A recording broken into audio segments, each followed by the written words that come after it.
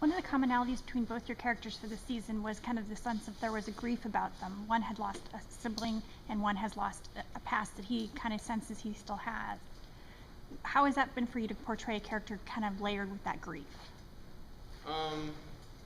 It's been really interesting, really challenging in a lot of ways too.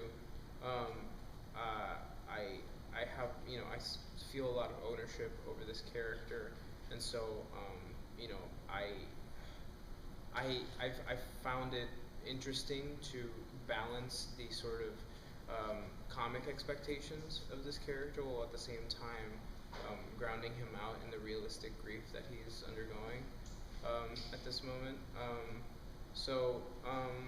Yeah, it's been interesting and continues to be interesting to explore how that grief defines Cisco and his trajectory from here on out. But it becomes clearer as more episodes transpire, how that Dante's death plays a role into Cisco's growth as a person. And for Wally, I think before we've even met him, he's always been missing something in his life, and originally that was his father and a sister, even despite not knowing about them. And so now that he has that, now it's discovering that there's something missing within him, and I think he has always felt a little bit unsure of his place and what he's supposed to do in this world, and now especially dealing with the fact that he is sort of having dreams and knows that there's potentially another path for him. He's sort of battling with that. He's not a scientist, he's a novelist.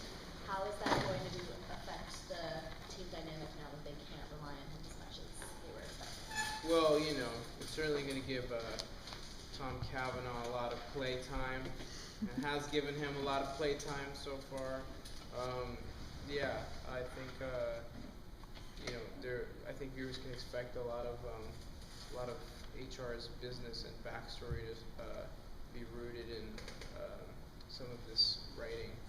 It's so funny because it's not a Wells that we can easily count on all the time. Maybe that's something that's quite different to the other Wells in terms of him not being a scientist. For sure. I mean, he's already wearing the face of a man that's firmness. You know what I mean? So he sort of has the chips stacked against him, cards stacked against him. Odds are against him. Always has such an interesting relationship with all of the various Wellses. Now he's sort of intellectually, science-wise, the superior to HR. How does that change sort of the dynamic between the two of them? Tremendously. I think this has been a really interesting dynamic to explore with Tom. I found that regardless of which character he's playing, Tom seems to just sort of fit right into it really seamlessly, and that has been like wonderful to work with. It's like being given a different tool in your toolbox, and I think the dynamic with HR is going to be interesting. It's going to be fun.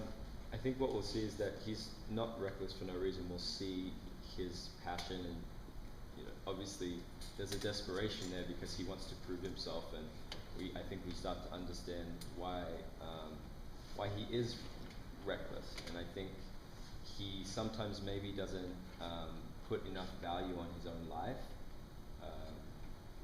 which is something that he needs to learn. But yeah, it's definitely going to go deeper and deeper, and as the dreams